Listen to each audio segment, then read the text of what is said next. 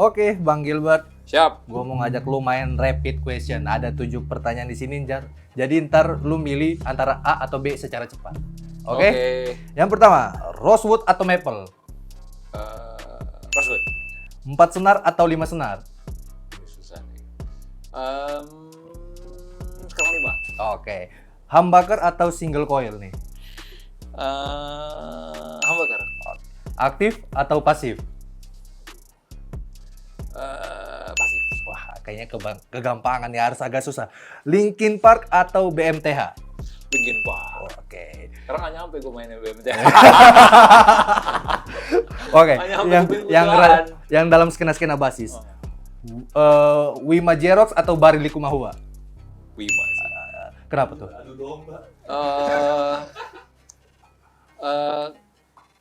Gimana ya, susah jelasin ya.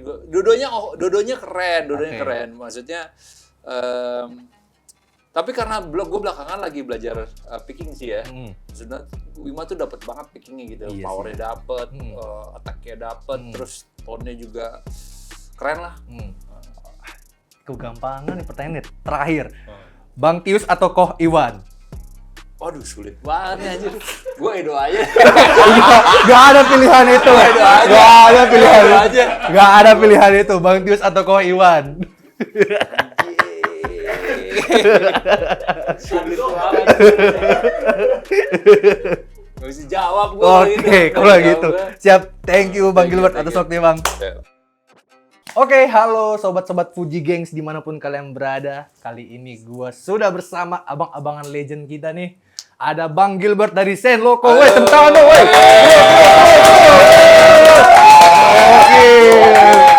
Nonton studio tuh ada ratusan di sini. Wih, parah.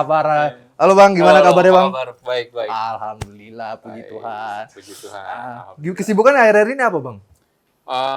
Sebagai musisi, Asik. Nggak, kalau kesibukan gue selain main musik ada usaha lah. Oke. Ada usaha sendiri, mencoba untuk berwira swasta. Oke. Gue produksi pakaian. Gitu. Tapi Senloko masih kan? Soalnya Masih kan dong. ada beberapa orang-orang yang dulunya ngeband terus jadi pebisnis udah ditinggalin tuh bandnya tuh. Itu rumah. Oke. Senloko tuh rumah. Jadi nggak cuman sekali atau 2 kali terpikir, udah sering lah terpikir untuk kayak gue kayaknya udahan ya di Senloko itu. Itu udah kayaknya dari kita sekarang bertujuh, mungkin Edo belum pernah ngerasain kali ya. Kalau kita mungkin dari masing-masing udah ada lah yang ngerasain kayak gue capek tapi selama kita nganggap itu rumah, nggak pernah ada kata untuk gue kayak cabut deh. Emang lo pernah cabut dari rumah? Pernah dulu. Oh pernah ya gitu ya. Ya mungkin pernah tapi akan lu selalu kembali ke rumah gitu. Iya benar. Tapi berarti terakhir manggung sama Senloko kapan tuh Bang? Terakhir itu gue ikut sama anak-anak manggung itu di Jogja. Seharusnya anak-anak manggung tuh di Kalimantan Timur. Cuman waktu itu gue lagi berduka nggak bisa ikut karena nyokap baru meninggal. Inilah turut berduka cita loh Bang. Iya, makasih. Oke. Berarti pas di Jogja itu sebelum manggung itu persiapannya apa aja sih Bang? Kalau persiapan sih sebenarnya nggak ada yang spesifikasi. Kalau misalkan gue pribadi selalu pasti mencoba untuk warming up, untuk kayak supaya tangan nggak kaku lah gitu. Terus udah gitu coba untuk ngevisualin kayak ntar gue di panggung di lagu keberapa gue kayak gimana ya gitu. Ada kayak gitu-gitunya lah gitu. Oke. Terus berarti nggak ada ritual-ritual khusus, biasanya kan ada yang pemanasan dulu kah atau Pemanasan gimana? ya, berdoa pasti, terus tadi kan gue bilang warming up, terus sama paling kita bertuju tuh nge-rundown aja gitu repertoire apa yang bakal dimainin, terus nanti lo bakal ngomong apa, terus kurang lebih kayak gitu sih ritualnya. Wah, gokil. Berarti bisa dibilang Bang Gilbert ini di industri musik itu udah cukup lama ya. Mungkin gue mau tarik lagi lebih jauh lagi. Awal banget Bang Gilbert kenal bass dan kenapa harus bass itu gimana tuh ceritanya? Sebenarnya nggak punya alasan yang musikal banget ya gitu untuk kalau gue pilih bass, karena gue pikir bass itu awalnya lebih dikit senar dibanding gitar, jadi gue pikir lebih gampang. Gitu. Jadi awal kali gue mau main bass tuh karena itu. Sebelumnya sebenarnya waktu kecil karena kurang lebih gue ada di lingkungan gereja yang ibaratnya musisi gereja gitu yang main di gereja. Jadi ketika ngelihat, gue pengen nih gitu kayak gini, gue pengen main. Awalnya justru gue pengen main drum. Oh gitu, Les oke. drum nggak gue terusin. Oh sorry, awalnya banget waktu kecil gue ingat almarhum nyokap gue tuh gue ngelesin gue organ. Itu umur berapa tuh? Itu gue TK ya. Oh. TK PSD kalau nggak salah ya. Terus gue nggak lanjutin. Biasalah anak kecil pasti ada bosen-bosennya ya gitu. Benar. Terus udah gitu gue waktu SD kelas 6 kalau nggak salah gue sempet belajar drum, cuman gue nggak terusin. Akhirnya kebas karena punya alasan itu karena waktu kecil gue mikirnya kalau gitar banyak nih senarnya gitu kan. Kayak lebih susah nih. Ternyata setelah mengetahui fungsinya berbeda gitu kan. Betul. Dan punya tingkat kesulitan yang berbeda. Akhirnya pengenalan untuk ke bass itu SMP, tapi benar-benar serius untuk yang ngejalaninnya itu waktu gua umur 17 apa nggak salah. Umur 17 waktu itu singkat cerita keluar sekolah tuh gua nggak tahu mau kuliah apa. Gua nggak tahu mau kuliah apa. Terus waktu itu ada sekolah musik sebutin nggak apa-apa ya? Nggak apa-apa sebutin aja. Karena sekolah musik juga udah nggak ada juga kayaknya. Sekolah musik IMI namanya. Nah, gue tuh pertama kali di IMI. Jadi mutusin untuk gue nggak tahu karena saat itu mikir gue belajar apa ya gitu ya. Kayaknya kalau ekonomi membosankan gitu kan. Yang lain gitu. Cuman akhirnya gue memilih ya udah musik aja deh gitu. Nah, kayaknya sih kalau ditanya sejak kapan serius ya sejak itu kayaknya deh. Berarti emang ke-influence-nya dari pemain di gereja. Apa ada Iya, bisa dibilang yang memang menginfluence gue itu musik gereja. Gitu musik gereja, terus udah gitu di kuliah itu gue dengerinnya lebih ke banyak pop jazz ya. Nggak jazz kental gitu loh yang benar-benar jazz, tapi lebih kayak misalkan Incognito, Brand New Heavies, terus Jamiroquai, terus ya gue yang menginfluence gue lebih banyak itu sih. Gitu. Berarti lebih baik jazz terus bisa beralih ke hip hop ini gimana ceritanya? Awalnya tuh Sen Loco gini, awalnya itu kan gue kuliah musik, gue sama gitaris gue Iwan, terus udah gitu di kampus tuh udah ada beberapa band kampus lah, yang ikut-ikutan festival. Gue ingat banget Sondrenalin tuh baru pertama kali tahun 2002. Wah, itu gue masih umur 3 tahun. Nah, jadi teman-teman gue di kampus itu sempet ikut festival lah. Nah, gue lupa deh, kalau nggak salah festival musik brand alat musik lah waktu itu ya, gue lupa namanya apa. Pokoknya seingat gue mereka ikut itu, terus mereka juara. Terus udah gitu, itu yang menginspirasi kita untuk kayak, wah keren ya Wan, kayaknya band asik nih gitu. Tadinya gue juga nggak ada kepikiran untuk ketika gue kuliah tuh gue nggak ada ngedecide bahwa gue bakalan berkarirnya sebagai pemain band. Gitu. Tadi gue justru nggak ada bayangan lah mau jadi guru, mau jadi session player gitu. Justru lebih banyak waktu itu gue kayaknya lebih mau nguliknya ke session player atau nggak guru. Benar. Nggak ada kepikiran pengen dia bakal jadi pemain band. Karena gue sama Iwan gue punya kebiasaan tuh dulu saya pulang kampus gue masih ingat dulu hari Jumat itu kita suka nongkrongin ke TVRI. Karena ada acara namanya Jazz Club. Cuman bermodalkan, sorry gue sebutin, ada teh yang ada di dalam botol, bawa masuk ke dalam, ngerokok. Waktu itu gue masih ngerokok. Gue cuma beli itu dari luar, terus udah gitu bawa masuk ke studio. Dulu di studio TVRI itu boleh ngerokok. Jadi kita nggak tahu siapa saat itu hari itu main siapa gitu. Jadi di situ gue bisa tahu kayak, ada pemain bass namanya Om Mates, ada pemain bass namanya Om Yance Manusama, ada pemain bass yang namanya Mas Bintang, Mas Indro, Adi Darmawan. Yang buat gue kayak itu mereka bass heroes gue gitu saat itu ya. Nah akhirnya, gue ngomongnya kepanjangan nggak sih? Nggak apa-apa, santai ya Bang, santai ya. Nah akhirnya balik lagi gue nggak pernah bercita-cita sebagai pemain band. Cuma bermodalkan gue ngeliat teman-teman gue di kampus, mereka juara. Mereka juara, terus kita berdua terinspirasi untuk kayak, gue pengen nih gitu ngeband ya. Gitu. Tapi juga saat itu gue nggak ada kepikiran bahwa untuk ngebawain aliran kayak gini. Benar-benar. Jadi benar-benar yang ngeflow aja sih gitu. Berarti kan setelah terjun ke dalam dunia band ini, pasti otomatis ada kriteria bass khusus dari Bang Gilbert sendiri dong. Maksudnya dalam memilih bass ini ada kriteria khusus nggak sih? Saat ini kebelakangan akhirnya iya. Kalau dulu, karena gue bersyukurnya gue disupport sama orang tua ya, dalam artian untuk bermusik gitu.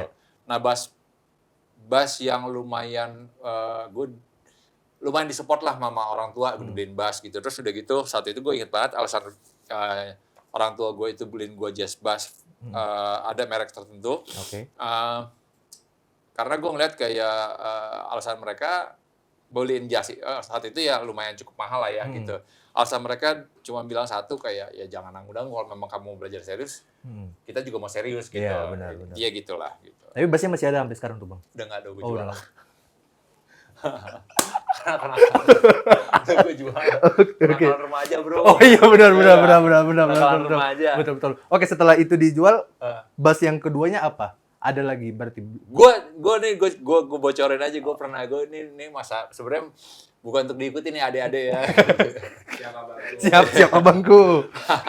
Apa tuh? Maksudnya gue pernah sampai di titik yang gue juga kalau ingat malu sih gitu. Gue sampai pernah di titik gue nggak sebagai pemain bass gue nggak punya bass.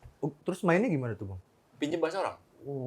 Gokil. Memalukan sih. Cuman Iya. gue pikir kayak itu jadi pembelajaran bahwa wah apa ya gila ya gue pernah sampai di titik, bukan satu hal yang gue banggain. Maksudnya apa namanya satu hal fase dalam kehidupan yang gue pikir-pikir kayak bukan cukup lagi tapi sangat memalukan gitu ya. Jadi itu penyesalan gue sampai sekarang juga ya. Gue pernah maksudnya ngejual bass yang memang yang sebenarnya punya nilai apa ya berharga banget lah buat gue gitu. Orang tua gue support, cuman saat itu karena untuk alasan semata yang ibaratnya waktu itu gue pernah nggak bener lah ini gue jual gitu. Oke. Itu pas yang minjem bass itu udah di sign logo ini? Apa Udah desain logo. Gokil. Udah desain logo. Perjuangannya seorang Udah desain Bang logo. Gilbert. Gokil banget. Nggak perjuangan sih, memalukan lah. Kalau perjuangan lu kan sampai kayak lu harus beli itu, maksudnya untuk kebutuhan hidup misalkan. Benar. Padahal bukan kebutuhan hidup bro. Wah. Memalukan. Tapi ya udahlah, itu fase dalam kehidupan yang buat gue jadi pembelajaran lah. Iya, oke. Tapi kemarin tuh gue sempet ngeliat lu nyobain bass Fujigen. Ya. Nah itu first impression lu ke bass Fujigen ini gimana? Apalagi kan itu terbuat dari Jepang kan? Yang notabene orang beranggapan ya agak kurang lah. Siapa yang bilang kurang? Asik. Kasih tahu namanya sini ya. Oh, siap. Enggak. Kalau gua first impression ke Fujigen, dulu gue pernah ngeliat siapa yang make ya. Kalau nggak salah di studio deh. Fujigen itu, gue lagi ingat. Gue lupa deh pokoknya Fujigen. Tapi gue tahu itu brand Jepang. Tapi gue nggak pernah nyobain. Iya. Satu hal buat gue, kalau misalkan kayak gini loh. Kalau menurut gue Jepang teknologi udah nggak usah diragukan lah gitu. Jadi first impression gue itu adalah pas kemarin disuruh nyobain salah satunya bahasa yang ini ya. Oke. Gue lupa sih, belum hafal produknya. Ini yang seri apa nih? JMJ. Oh, Itu JMJ. Penonton studio lebih tahu tuh. Gokil, emang Ya. Fuji Gengs Bener-bener. ini. Sudah di sini teredukasi semua nih. Iya. Ya. Oh iya belum. Gua jujur punya kesan pertama itu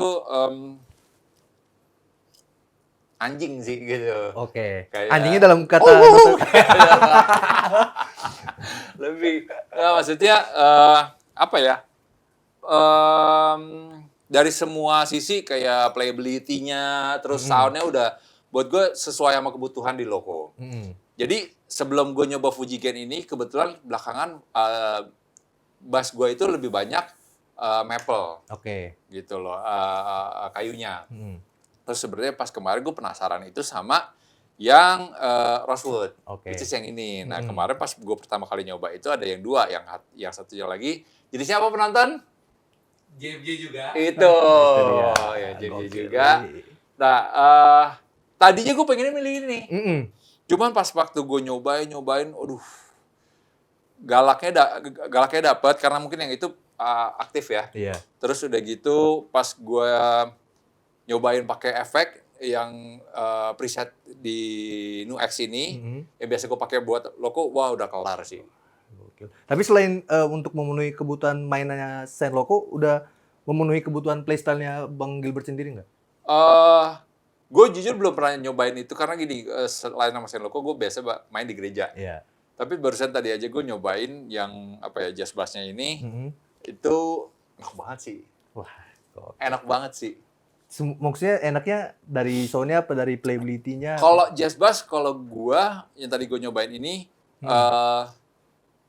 karena gue bilang tadi gue pernah punya jazz bass juga, Rosewood juga, jadi edisi kangen-kangenan lah suaranya. Ya, oke. Sama gue. Terus udah gitu playability-nya oke banget.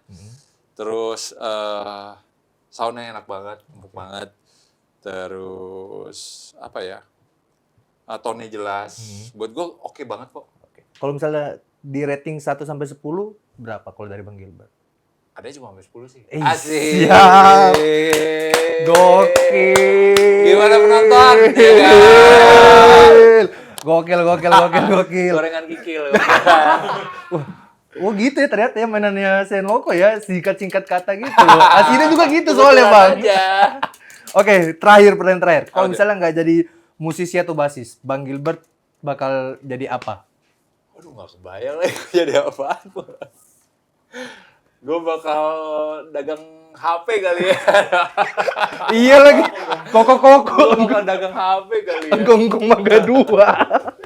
Oke deh, kalau gitu sekian dulu obrolan gua sama Bang Gilbert. Jangan Thank you, kepanjangan Sobat Fuji karena Gang ya. Fuji Gang Gang. ya. Keren. Oke, sampai ketemu di video selanjutnya. Siap, Bye bye.